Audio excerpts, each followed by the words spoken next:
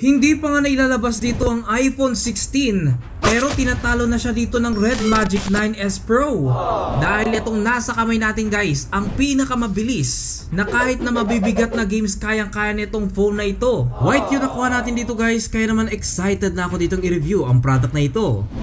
Before we start, unboxing muna tayo. Nung dumating na to, chinek ko muna dito kung kumpleto. Eto nga yung kanyang box dito, pure silver pa rin. Tinanggal ko na dito yung box niyang maliit. Frost nga pala dito yung nakuha natin, kaya puti. At grabe guys, napakaganda ng kanyang disenyo. May kasama na nga itong mga manuals, warranty card, at syempre yung kanyang case na eksaktong-eksakto lang din kapag sinukat mo dito sa ating Red Magic. Syempre guys, may kasama na itong pin. O diba? Lalong nag-enhance dito yung cellphone, lalo na pag may case na. Syempre guys, kasama na rin dito yung 80 watts na charger niya, na end-to-end Type-C dito yung cord na gagamitin mo. Pwede nyo i-post yung video para makita nyo dito yung details. Let's talk about design guys. Sa top niya may mic hole, may speaker, IR sensor para magamit mo na remote yung phone mo, 3.5mm jack, at dalawang guhit para sa kanyang signal. Sa button niya naman may speaker ulit, dual SIM card tray, mic hole ulit, at Type-C charging port. Dito sa right side niya, napakarami ka dito makikita. Nandito yung kanyang shoulder trigger na may 520Hz, na may bago ditong backlight design. Nandito yung kanyang intake vent para sa kanyang fan,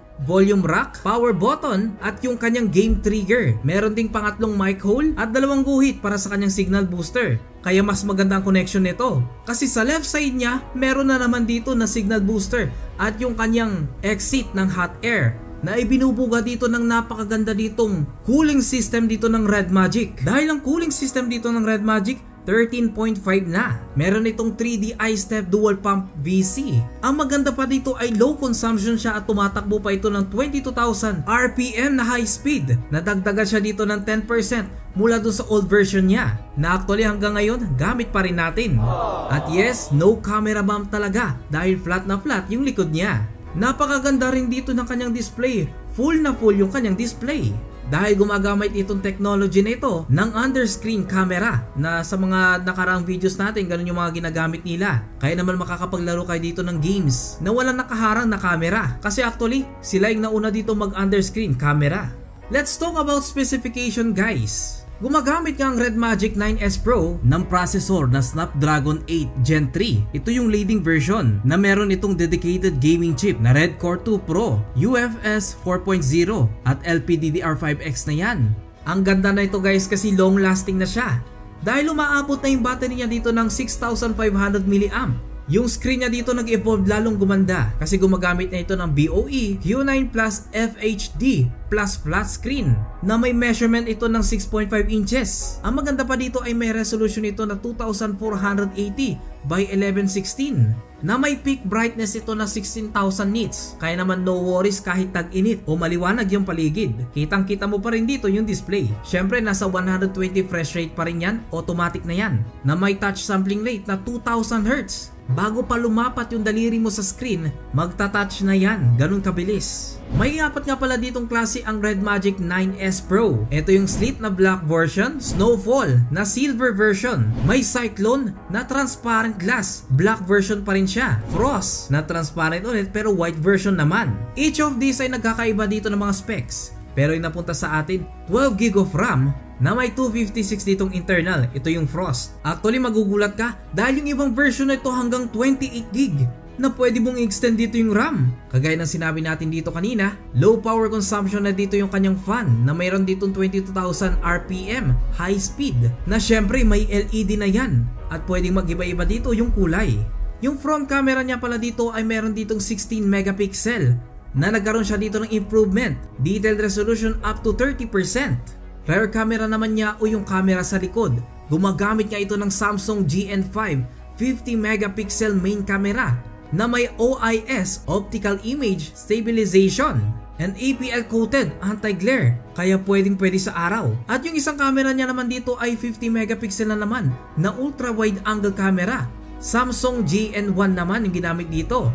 Tri-camera din ito na may ordinary siya ditong kasama. Meron itong height na 163.98mm, width na 76.35mm at depth na 8.9mm na tumitimbang ito ng 229 grams. Kaya actually comfortable pa ring hawakan. Upgraded na dito yung kanyang game space dahil gumagamit na ito ng Red Magic 9.5. Equipped with Android 14, multi-platform, and multi-device interconnection experience at Gravity X with 20 plus new features. Kaya ang dami talaga mga features na makikita ka dito. Syempre may Bluetooth na yan, 5.3 na dito yung Bluetooth niya, mas mabilis. At support niya dito ang NFC. 7th generation na dito yung ginagamit nila dito sa kanyang fingerprint sensor. Kaya naman mas mabilis dito yung respond. Na pinabilis din nila dito yung heart rate detection niya. Kung mapapansin nyo kanina, dalawa dito yung kanyang speaker. Kasi 3-dimensional 1115K speaker yung ginagamit dito. At DTS dito, yung quality ng sound nitong phone na ito. Is still the best, Captain. Do you want a bottle?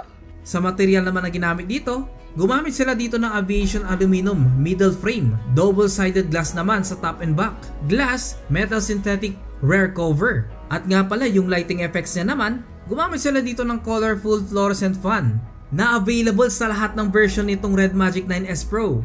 Lahat may kulay at pwede mo pang mai-customize. Before tayo dito maglaro, sinubukan ko ditong i-run ang Antutu benchmark at sobrang init, pero yung Red Magic kinaya niya dito ang hit. At nagulat ako dito sa score ng Red Magic dahil umiscore lang naman ito ng 2,159,542 na halos 98% ng mga phone, including yung iPhone 16, tinalo ng phone na ito. Masasabi natin ang Red Magic 9S Pro ang top 1 ngayon na gaming phone.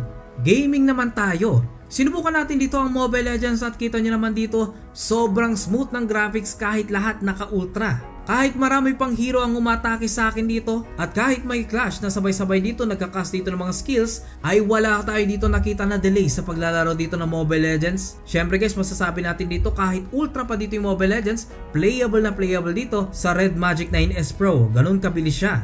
Habang naglalaro rin ako dito ay napansin kong umiilaw dito yung mga lightings niya. Talagang feel na feel natin dito yung laro. Sinubukan ko na rin siya dito sa Genshin Impact at lahat ng mga setting dito, lalo yung mga graphics niya dito, minax ko talaga para makita natin kung magkakaroon dito ng delay sa graphics dito ng Red Magic. Lahat minax ko, kahit yung FPS niya dito, pinull ko pa yan. Overclock na overclock talaga itong ginawa ko sa setting dito ng Genshin Impact. Pero kita nyo naman guys, very smooth at all. Nag-enhance pa nga yung graphics kasi lahat dito gumagalaw. Ang ganda ng mga damo, ang ganda ng mga puno, lahat maganda, pati yung karakter natin. Lalong-lalo na yung phone, mas maganda. Inactivate ko na rin dito yung shoulder trigger niya guys para maipakita ko sa inyo na pwede mong iset dito yung left and right niya sa mga buttons ng game na gusto mo ditong laruin para hindi mo na siya dito i-click, itatap mo na lang dito yung shoulder trigger niya at very accurate talaga. Sobrang sarap maglaro dito ng Genshin Impact, walang kalaglag, 100% na playable dito ang Genshin Impact. Tinesting ko na rin siya dito sa isa sa mga mabibigat na game, itong Asphalt na ito, na sobrang taas dito ng graphics ng laro ito. Kita nyo naman, very playable, ang ganda ng graphics, max lahat yan. Tapos tignan nyo naman, hindi tayo nakakita dito ng paglalag, playable na playable dito ang larong ito. Siyempre guys, sinubukan ko na rin dito sa Immortal Kombat para masubukan ko dito yung shoulder trigger niya. At ayun nga guys, very responsive naman siya. Kaso nga lang, natalo tayo dito ng kalaban. After i-test natin ito ng multiple games ay nalobat siya. Kaya naman susubukan naman natin i-charge itong phone na ito. At kung mapapansin nyo guys, 9% na lang dito yung natitira. After 12 minutes of charging, nasa 45% na dito yung battery niya. Ang bilis ma-charge. Dahil sa 80 watts dito na charger niya, 35 minutes lang full na dito yung battery mo. Sinubukan ko naman siya dito at tignan nyo naman, naka-on pa yung phone ko dito at ang bilis natin ditong ma-charge yung phone na ito. Eksakto yung sinabi dito ni Red Magic. Pwede ka rin pala dito makipag-interact kay Mora at maka-feature kasama siya. Maraming mga dinagdag dito na feature si Red Magic. Kahit wala naman sa actual makikita nyo si Mora, pwede ka dito makiselfie kay Mora. Marami pang ang features itong Red Magic guys, kaya mag-iiwan nga pala tayo dito ng link sa description para pwede na kayo ditong umorder ng ganitong phone. At syempre bago natin tapusin ang video na to, if you were wondering kung gaano kaganda yung camera niya, eto yung sample dito ng kanyang front camera. Actually guys, gumanda siya dito kumpara nung last version nila. At syempre guys, eto na rin yung kanyang video test. Front cam test ng Red Magic 9S Pro. Ganito po siya, no? So maganda siya pag medyo dim yung light. Ayan, kagaya niyan. Tamang-tamang lightings lang, okay lang siya. Kasi in-display camera siya eh. Ngayon ang problema, pag nagkaroon dito ng liwanag, medyo negative na siya. Ayan, no? Naapektuhan yung mukha natin. Syempre, rear camera naman tayo dito. Eto nga pala dito yung kuha dito ng mga rear camera niya. Kitang-kita natin dito na detalyado dito yung mga kulay. At actually guys, very sharp yung kuha niya. At syempre, eto naman yung kuha ng kanyang video sa rear camera niya. Ito naman yung rear camera niya, Red Magic 9S Pro.